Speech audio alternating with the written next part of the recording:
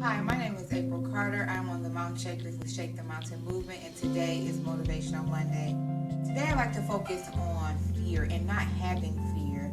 2 Timothy 1:7 says that God has not given us the spirit of fear, but of power, love, and of sound mind. And we often will give the enemy more power than he really has. We will allow him to instill fear in us. We'll be fearful of maybe getting married or having kids because we think crazy things will happen. We will be afraid of new jobs. We'll be fearful of trying new things. We'll be fearful of doing the things that God has called us to do because we have given the enemy too much power. He comes to kill, to steal, and destroy, and sometimes he'll plant seeds by putting fear in you. But as I said, 2 Timothy 1:7 says that God has not given us that spirit. And if God has not given us that spirit, that tells us that that is of the enemy. And so we need to tap into the Holy Spirit. We need to call out that fear, call it out of our lives. Do not allow it to control what we do, what we say. We are to tap into the Holy Spirit and allow God to rise within us. And those things that we would normally fear, do not fear those things because we have God with us.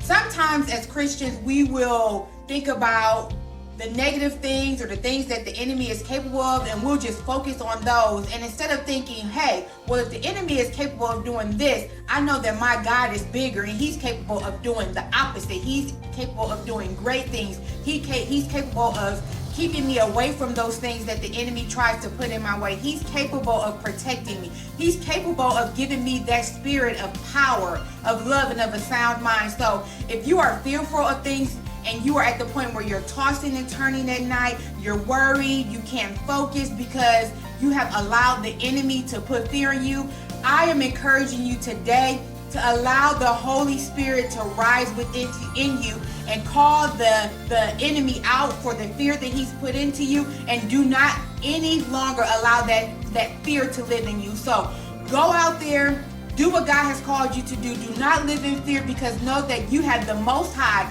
the God that created the heavens, the earth, all of that with you. And so you can do all things through Christ who strengthens you. You can do all things through God who is living in you, who has given you that spirit of power, love, and of sound mind. So on this Motivational Monday, I want to challenge you to call out fear and to live in happiness, joy, and peace that only God can give you by allowing his spirit to live in you. So I will see you all next